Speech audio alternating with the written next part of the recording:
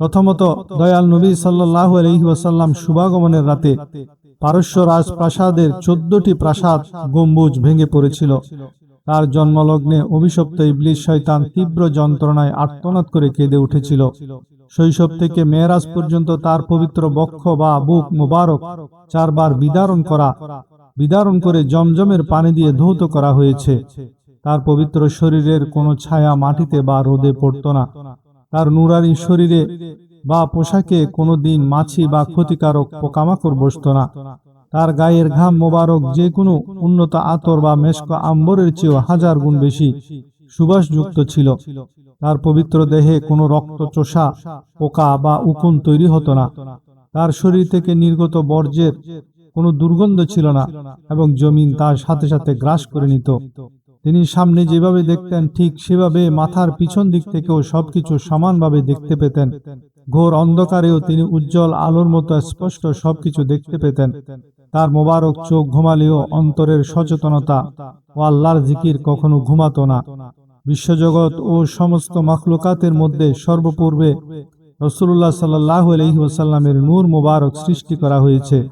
তিনি সৃষ্টির বিচারে প্রথম এবং পৃথিবীতে আগমনের বিচারে শেষ নবী, খাতামুন নবিয়্যিন। আদম আলাইহিস সালাম থেকে শুরু করে ঈসা আলাইহিস সালাম পর্যন্ত সকল নবী রসুলকে দিয়েই তার আগমনী সুসংবাদ দেওয়ানো হয়েছে।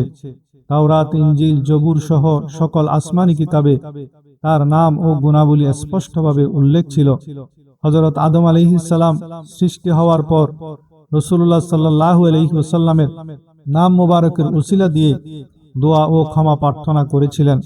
আম্মা হযরত আমিনা রাদিয়াল্লাহু তাআলা আনহা তার গর্ভ ধারণকালে অন্যান্য নারীদের মতো কোনো শারীরিক কষ্ট বা ক্লান্তি অনুভব করেননি। গর্ভে আসার পর ও জন্মের সময় তার আম্মা জান একটি অলৌকিক নূর দেখেছিলেন, যা দিয়ে সিরিয়ার প্রাসাদ দৃশ্যমান হয়েছিল।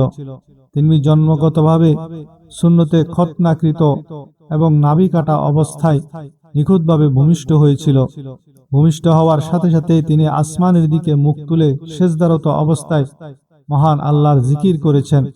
তার জন্মলগ্নে কাবা শরীফের ভেতরের ও বাইরের সমস্ত মূর্তি মাটিতে লুটিয়ে পড়েছিল। তার জন্মের রাতে পারস্যের বা ইরাকের 1000 বছরের প্রজ্বলিত অগ্নিপূজকদের আগুন আপনা আপনি নিভে গিয়েছিল। জন্মের রাতে পারস্যের বিখ্যাত সাওয়া হ্রদের পানি নিমিষেই অলৌকিকভাবে শুকিয়ে গিয়েছিল। অপবিত্রতা বা স্বপ্নের মাধ্যমে এহতেলামের মতো কোনো বিষয় তার পুরা জীবনে কখনো ঘটেনি।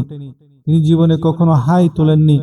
দীর্ঘকায় কোনো মানুষের পাশে হাঁটলেও রাসূলুল্লাহ সাল্লাল্লাহু আলাইহি ওয়াসাল্লামকে উঁচু বা সমপরিমাণ দেখাতো। তিনি শক্ত পাথরের উপর হাঁটলে পাথরে তার পায়ের ছাপ বসে যেত, কিন্তু বালুতে তার পায়ের ছাপ বসত না। তার 2 কাঁধের মাঝখানে নবুয়তের বিশেষ কুদরতি মোহর মুদ্রিত ছিল। স্বপ্নে প্রিয় নবী সাল্লাল্লাহু আলাইহি ওয়াসাল্লামকে দেখলে প্রকৃতপক্ষে তাকেই দেখা হয়, কারণ শয়তান তার রূপ ধারণ করতে পারে না।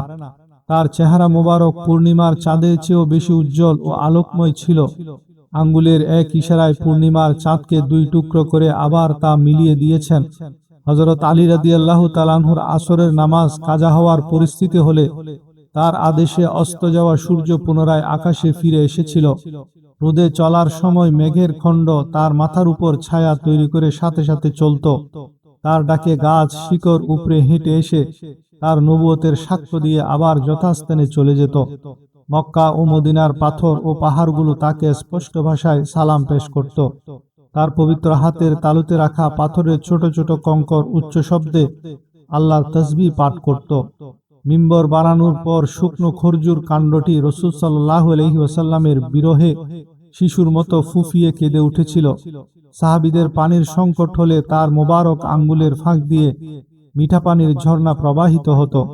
সামান্য পাত্রের অল্প খাবার বা দুধে হাত মোবারক স্পর্শ করালে শত শত মানুষ পেট পুরে খেত, কিন্তু খাবার কমতো না।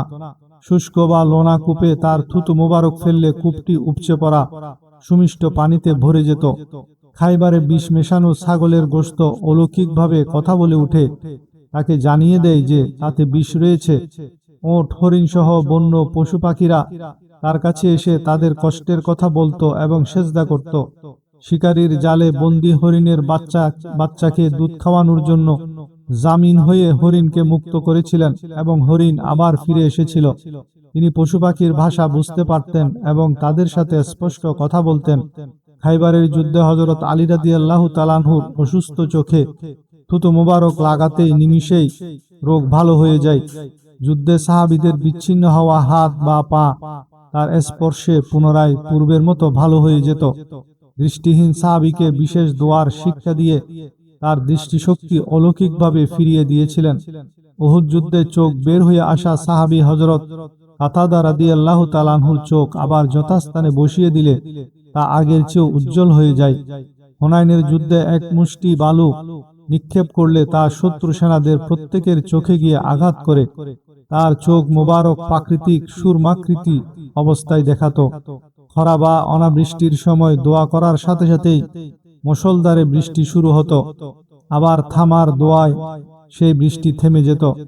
তার শরীর মোবারক থেকে নির্গত সিংহা বা হিজামার রক্ত এক সাহাবী পান করলে তার জন্য জাহান্নাম হারাম হয়ে যেত। খাইবার যুদ্ধে মারাত্মক বিষযুক্ত গোশত চর্বণ করার পরও অলৌকিকভাবে তিনি জীবিত ছিলেন। রোম পারস্য বিজয়, কিয়ামত এবং সাহাবীদের ভবিষ্যৎ পরিণতি সম্পর্কিত তার প্রতিটি ভবিষ্যৎবাণী সত্যে প্রমাণিত হয়েছে। আল্লাহ তাআলা উনাকে বহু অদৃশ্য সংবাদ অবগত করেছিলেন। বদর ও হুনাইন সহ বিভিন্ন যুদ্ধে জিবরাইল আলাইহিস সালামের নেতৃত্বে ফেরেশতারা সরাসরি রাসূল সাল্লাল্লাহু আলাইহি ওয়াসাল্লামের পক্ষে যুদ্ধ করেছেন। জিনদের দল তার দরবারে এসে বায়াত গ্রহণ করেছিল এবং তিনি তাদের দ্বীন শিক্ষা দিয়েছিলেন।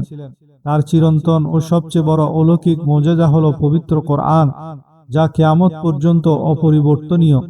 সশরীরে ও সজাগ অবস্থায় মক্কা থেকে বাইতুল মুকাদ্দাস এবং সেখান থেকে সপ্ত আসমান পেরিয়ে আরশে মুআল্লা সফর করেছেন। মেরাজ রজনীতে বাইতুল মুকাদ্দাসে 1,24,000 আম্বিয়াদের সালাতে ইমামতি করেছেন। অন্য সব নবী নির্দিষ্ট কোনো কওমের জন্য এসেছিলেন, কিন্তু তিনি সমগ্র মানব ও জিন জাতির নবী। তিনি কেবল মুমিনদের জন্য নয়, বরং আসমান, জমিন ও বিশ্বজগতের সবকিছুর জন্য রহমত। পৃথিবীর পূর্ব থেকে পশ্চিম প্রান্ত পর্যন্ত তার নবুয়ত ও দ্বীন বিজয়ী হয়েছে। তার উম্মতের জন্য পুরা জমিনে নামাজ পড়া এবং মাটি দিয়ে তায়াম্মুম করার অনুমতি দেওয়া হয়েছে। পূর্ববর্তী নবীদের উম্মতের জন্য গনিমতের মাল হালাল ছিল না, যা তার ও তার উম্মতের জন্য হালাল করা হয়েছে। শত্রুর অন্তরে 1 মাসের দূরত্বের পর থেকেই প্রিয় নবী সাল্লাল্লাহু আলাইহি ওয়াসাল্লামের ভয় ও প্রভাব সৃষ্টি করে দেওয়া হয়েছে। পূর্ববর্তী উম্মতদের মতো তার উম্মতকে এক যুগে গজব দিয়ে ধ্বংস করা হবে না। তার খাতিরে উম্মতের ভুলবশত বা অনিচ্ছাকৃত পাপ মাফ করে দেওয়া হয়েছে। কোনো পাপ কাজের কথা মনে আসলেও তা বাস্তবে না করা পর্যন্ত উম্মতের উপর পাপ লেখা হয় না। অন্তরের অনাকাঙ্ক্ষিত কুচিন্তাগুলো উম্মতের জন্য ক্ষমা ঘোষণা করে দেওয়া হয়েছে। এক ভালো কাজের বিনিময়ে সর্বনিম্ন 10 থেকে 700 গুণ পর্যন্ত সওয়াব দান করা হয়। পূর্ববর্তী দীর্ঘায়ু উম্মতের সমপরিমাণ সওয়াব অর্জনের জন্য তার উম্মতকে শবে কদরের রাতের ইবাদতে 83 বছরের সওয়াব অর্জনের সুযোগ দেওয়া হয়েছে। কিয়ামতের দিন প্রিয় নবী সাল্লাল্লাহু আলাইহি ওয়াসাল্লাম ও তার উম্মত সর্বপ্রথম জান্নাতে প্রবেশ করবে। রাসূলুল্লাহ সাল্লাল্লাহু আলাইহি ওয়াসাল্লামের আগে জান্নাতের দরজা অন্য কারো জন্য খোলা হবে না। কিয়ামতের কঠিন হাসরের ময়দানে আল্লাহর অনুমতিতে প্রথম ও সর্বশ্রেষ্ঠ সুপারিশের অধিকার কেবল তারই থাকবে। হাসরের ময়দানে তাকে বিশেষ প্রশংসিত স্থান বা মাকামে মাহমুদ দান করা হবে। কিয়ামতে উম্মতকে পান করানোর জন্য তাকে হাউজে কাউসার দান করা হয়েছে। কোরআনে অন্য নবীদের নাম ধরে ডাকলেও প্রিয় নবীকে উপাধি দিয়ে ডাকা হয়েছে। কোরআনে আল্লাহ তাআলা প্রিয় নবী সাল্লাল্লাহু আলাইহি ওয়াসাল্লামের বয়সের ও শহরের কসম খেয়েছেন। আল্লাহ ও তার ফেরেশতারা প্রিয় নবীর উপর দরুদ পড়েন এবং মুমিনদেরও পড়ার নির্দেশ দেওয়া হয়েছে। প্রিয় নবী সাল্লাল্লাহু আলাইহি ওয়াসাল্লামের সন্তুষ্টি ও আনুগত্যকে সরাসরি আল্লাহর সন্তুষ্টি ও আনুগত্য বলা হয়েছে। নিজের জীবন, পিতামাতা ও সন্তান অপেক্ষা প্রিয় নবীকে বেশি ভালো না বাসলে কেউ পূর্ণ মুমিন হতে পারে না। তার সামনে উচ্চস্বরে কথা বলা হারাম এবং এতে আমল বরবাদ হয়ে যায়। তার পবিত্র স্ত্রীগণ সমগ্র উম্মতের জন্য মা এবং তার ওফাতের পর তাদের বিয়ে করা চিরতরে হারাম। কিয়ামতের দিন সবার বংশীয় সম্পর্ক ছিন্ন হলেও রাসূল পাক সাল্লাল্লাহু আলাইহি ওয়াসাল্লামের বংশীয় নসব ও বৈবাহিক সম্পর্ক অক্ষুণ্ণ থাকবে। প্রিয় নবী সাল্লাল্লাহু আলাইহি ওয়াসাল্লাম ও তার বংশধরদের জন্য যাকাত ও সদকার মাল গ্রহণ করা সম্পূর্ণ হারাম। মক্কা শরীফের মতো মদিনা মুনাওয়ারাকেও রাসূলুল্লাহ সাল্লাল্লাহু আলাইহি ওয়াসাল্লামের দোয়ার বরকতে হারাম ও নিরাপদ শহর ঘোষণা করা হয়েছে। মদিনায় কখনো দাজ্জাল বা মহামারীর ধ্বংসাত্মক প্রভাব প্রবেশ করতে পারবে না। তার ঘর মোবারক ও মিম্বরের মাঝের স্থানটিকে জান্নাতের বাগান ঘোষণা করা হয়েছে। পৃথিবীর যে কোনো প্রান্ত থেকে তার উপর দরুদ পাঠালে ফেরেশতারা তা সরাসরি তার রওজা মোবারকে পৌঁছে দেন। হযরত আজরাইল আলাইহিস সালাম রাসূল সাল্লাল্লাহু আলাইহি ওয়াসাল্লামের পবিত্র রূহ কবজ করার পূর্বে অনুগত বান্দার মতো অনুমতি চেয়েছিলেন। আম্বিয়া কেরাম কবরে জীবিত এবং রিজিক প্রাপ্ত হন। প্রিয় নবী সাল্লাল্লাহু আলাইহি ওয়াসাল্লাম কবরে জিন্দা ও সশরীরে বিদ্যমান। মাটির কীট পতঙ্গ ও মাটির জন্য আম্বিয়া কেরামের পবিত্র দেহ মোবারক খাওয়া হারাম করা হয়েছে। কিয়ামতের দিন সর্বপ্রথম মদিনার মাটি বিদীর্ণ হয়ে রাসূলুল্লাহ সাল্লাল্লাহু আলাইহি ওয়াসাল্লাম পুনরুত্থিত হবেন। হাশরের ময়দানে তিনি জান্নাতি পোশাক পরিধান করে বোরাকে সাওয়ার হয়ে উঠবেন। কিয়ামতের দিন তার হাতে লেওয়ায়ে হামদ নামক বিশেষ পতাকা থাকবে, যার নিচে সব নবীগণ সমবেত হবেন। কিয়ামতের দিন তিনি হবেন হাশরবাসীদের খতিব ও নেতা। তার সুপারিশের মাধ্যমে অসংখ্য কবিরা গুনাহগার উম্মত জান্নাতে প্রবেশ করবে। কিয়ামতের ভয়াবহ দিনে তিনি তার উম্মতকে নিয়ে সর্বপ্রথম পুলসিরাত পার হবেন। আখিরাতে রাসূলুল্লাহ সাল্লাল্লাহু আলাইহি ওয়াসাল্লাম যতক্ষণ না সম্পূর্ণ সন্তুষ্ট হন, ততক্ষণ আল্লাহ তাকে দান করতে থাকবেন।